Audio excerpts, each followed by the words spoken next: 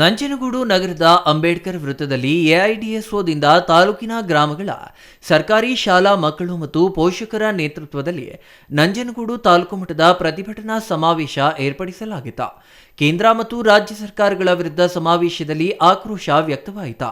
ಸಾರ್ವಜನಿಕ ಶಿಕ್ಷಣ ಉಳಿಸಬೇಕು, 40,000 ಸರ್ಕಾರಿ ಶಾಲೆಗಳನ್ನು ಕೊಲ್ಲುವ ಹುನ್ನಾರ ನಡೆಸಲಾಗುತ್ತದೆ. ಸರ್ಕಾರಿ ಶಾಲೆಗಳನ್ನು ಕೆಪಿಎಸ್ ಮ್ಯಾಗ್ನೆಟ್ ಹೆಸರಿನಲ್ಲಿ ಮುಚ್ಚಲು ಮುಂದಾಗಿದೆ. ಕೆಪಿಎಸ್ ಮ್ಯಾಗ್ನೆಟ್ ಯೋಜನೆಯ ರದ್ದುಗೊಳಿಸಬೇಕು ಎಂದು ಒತ್ತಾಯಿಸಲಾಯಿತು.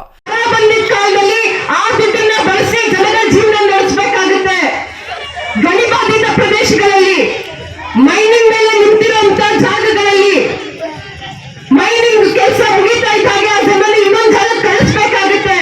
ಆಗ ಕೆಎಂಇಆರ್ಸಿ ಆ ಫಂಡಿಂಗ್ ಬಳಸಬೇಕು ಜನರ ಹೊಟ್ಟೆ ಪಾಡಿಗೋಸ್ಕರ.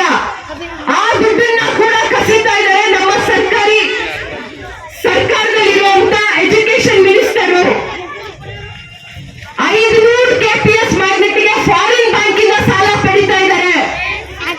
ಸರ್ಕಾರ ಸಾಲ ಪಡೆಯುತ್ತೆ, ಆ ಸಾಲ ತೀರ್ಸೋದೇ ನಮ್ಮ ತಲೆ ಮೇಲೆ ಹಾಕುತ್ತೆ. ಶಾಲೆಗಳನ್ನ ಖಾಸಗೀಕರಣ ಮಾಡಲು ಹೊರಟಿರುವ ಸರ್ಕಾರಗಳ ವಿರುದ್ಧ ಪ್ರತಿಭಟನಾಕಾರರು ಆಕ್ರೋಶ ಹೊರಹಾಕಿದರು. ಸರ್ಕಾರಿ ಶಾಲೆಗಳನ್ನ ಬಿಡುವುದಿಲ್ಲ, ಸಾರ್ವಜನಿಕ ಶಿಕ್ಷಣ ಉಳಿಸುತ್ತೇವೆ ಎಂದು ಕರೆ ನೀಡಿದ್ರು.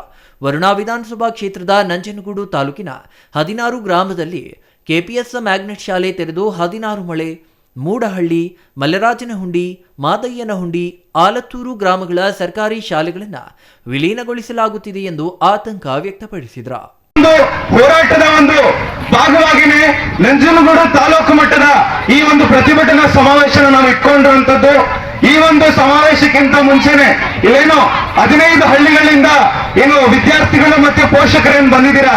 ಇವತ್ತು ಪ್ರತಿ 15 ಹಳ್ಳಿಯಲ್ಲೂ ಕೂಡ ಪ್ರತಿ ಕಡೆ ಕೂಡ ಪ್ರತಿಭಟನೆಗಳಾಗಿದ್ದಾವೆ.